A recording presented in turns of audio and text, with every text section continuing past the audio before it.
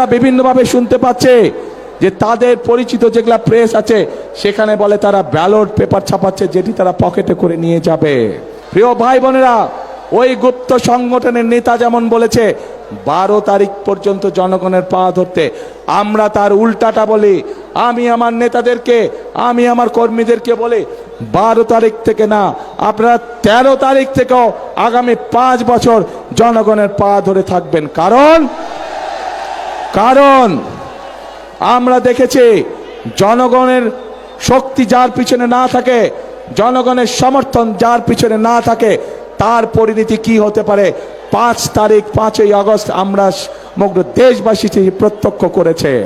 প্রিয় ভাই বোনেরা, আমরা যারা বিএনপি করে, আমরা যারা শহীদ রাষ্ট্রপতি জিয়াউর রহমানের আদর্শে বিশ্বাসী, আমরা যারা দেশের যে খালেদা জিয়ার আদর্শে বিশ্বাসী, আমাদের কথা একটাই, কাজ একটাই, আমরা বিশ্বাস করে জনগণই সকল ক্ষমতার উৎস।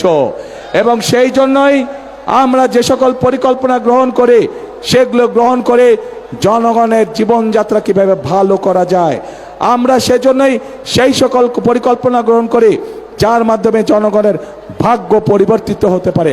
আমরা সেই সকল পরিকল্পনাই গ্রহণ করি যার মাধ্যমে জনগণের ভাগ্য একই সাথে দেশের ভাগ্যের পরিবর্তন করা যায়। আমরা বিভিন্নভাবে শুনতে পাচ্ছি যে তাদের পরিচিত যেগুলা প্রেস আছে সেখানে বলে তারা ব্যালট পেপার ছাপাচ্ছে, যেটি তারা পকেটে করে নিয়ে যাবে।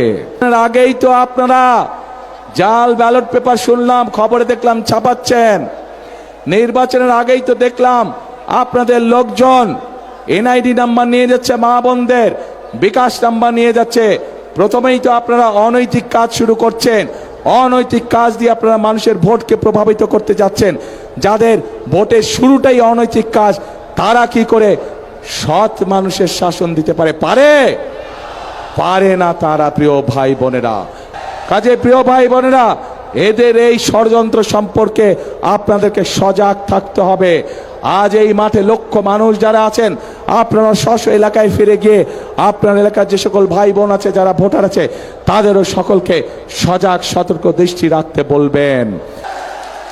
প্রিয় ভাই বোনেরা, এই এলাকায় আমাদের তরুণ যুবক সমাজের সদস্য যারা, তাদের একটি বিশাল সমস্যা রয়ে গেছে, কর্মসংস্থানের সমস্যা। আমরা যেরকম ভোলাতে গ্যাস পাওয়া গিয়েছে, সেই গ্যাসকে কাজে লাগিয়ে আমরা সেখানকার উপযোগী শিল্প যেমন গড়ে তুলতে চাই, যার মাধ্যমে কর্মসংস্থানের ব্যবস্থা হবে, ঠিক একইভাবে বরিশাল বিভাগের জেলাগুলোতে আমাদের তরুণ এবং যুবক